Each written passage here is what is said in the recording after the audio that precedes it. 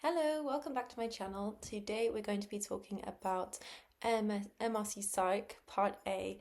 So I sat this exam recently in November. It was the first 6 months of my CT rotation, so I thought I would chat a bit about how I found it, how I prepared for it, any kind of tips that I can give you. I think I was quite nervous about sharing that I was doing Part A so early into my psych training on my social media, so I actually didn't really write anywhere that I was preparing for it. And I still actually haven't formally said that I've passed it, so I should probably do that at some point.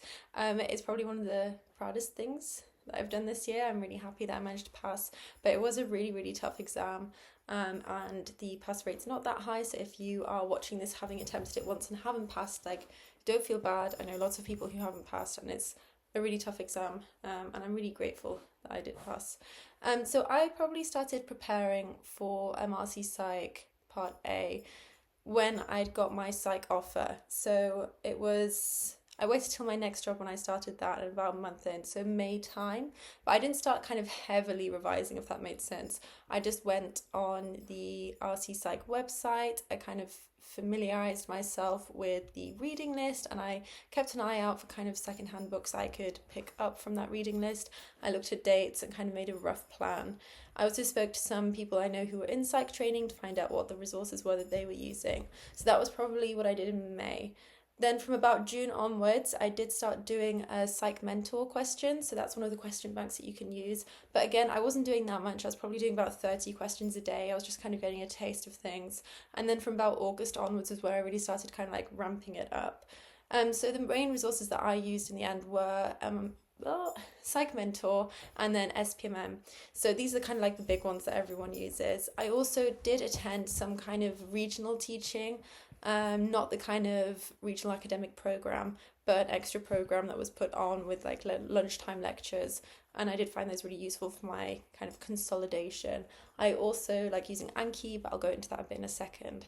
So in terms of like the two main question banks that I would use, MRCPsych Psych Mentor, I found really useful just for kind of like quantity. It's basically just PassMed. If you've used PassMed before, you can kind of click through. You cover a lot of content, you get through it quickly, you get real taste for kind of what kind of questions come up. So I would recommend it, and also it's not too expensive compared to SPMM, so it is a good resource to have.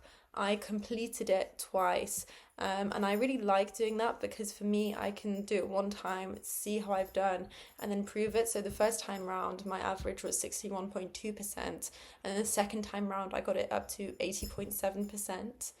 So that's how I like to do things. I did get SPMM, and I ended up getting the SPMM question bank, and then as well the practice papers.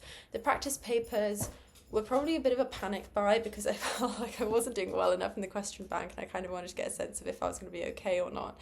But actually they were really useful, so I don't regret getting them, but they were like £199, they weren't cheap. And my deanery will only kind of refund you for one question bank, so you're not getting all of that money back, you're just going to get like a little bit. But yeah, I found them really useful. I think the difference between SPMM and Psych Mentor is that Psych Mentor maybe doesn't always go into as much detail as SPMM, so it can kind of maybe like lull you into a false sense of security that it's maybe slightly easier than it is, or so it's just worth having that in mind. It is an expense, but for me it was worth it. The way I did it, so obviously I repeated questions on MRCPsych that I got wrong the first time round, and then once I'd done all of that, I reset my account and I did the whole thing all over again. I also kept a track of like my mocks that I did when I got round to doing mocks. I wrote them down. So for example, I got like 69% in mock 9 the first time round, and the second time round I got 79%. So I tried to kind of like track my progress.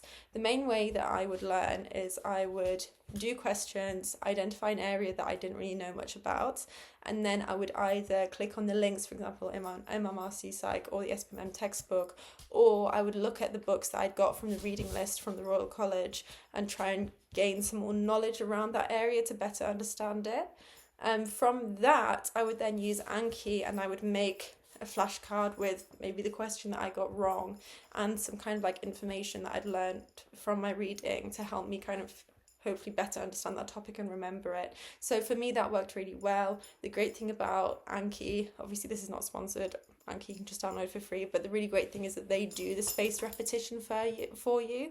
So it means that you can kind of don't have to worry about how often you need to be coming back to things and kind of reinforcing that, because it does it itself with its kind of algorithm. So for me, I love that. I find it so easy, really effective.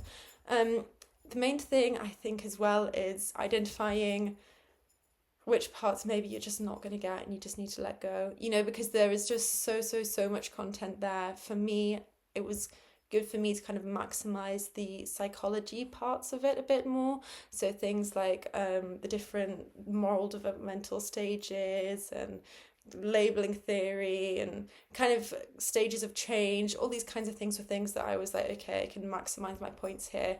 And I honestly found the neurosciences and the pharmacokinetics and things like that really difficult. So I did try and do a lot of learning around those, but I also kind of recognized there were certain kind of sub areas in those that I was not going to get. However, I would say there is definite scope for rote learning there as well. So things like the type of receptors and the families of the different antipsychotics that they belong to are definitely things that are just worth rote learning, because they will come up and they're actually just easy points. So just like whack them all into Anki and just learn them all, because they're just really easy points. And so I try to really maximize easy points like that, so that harder things where I was like, okay, I probably might not get the mark for that, I hopefully had made up for elsewhere. I took a good few days off before the exam itself. So I took 3 days of study leave and a day of annual leave. And because I'm less than full-time, the way it worked out was that I got like a good chunk off beforehand. So I would try and make sure you have some time off, just that you can like rest and you're not coming straight from like an on-call into doing a really difficult exam. I literally had to be at the exam centre with all of my stuff ready for like 6:45, and it isn't like in my part of town, so I had to go somewhere else. So it's kind of just make sure that you've looked at all those logistics. You're not going to get caught out by anything on the day, just making sure you're going to arrive nice and calm and ready. It is a really tough exam. I can go into more specifics on some of the topics and areas if people think that would be helpful. But yes, best of luck to you.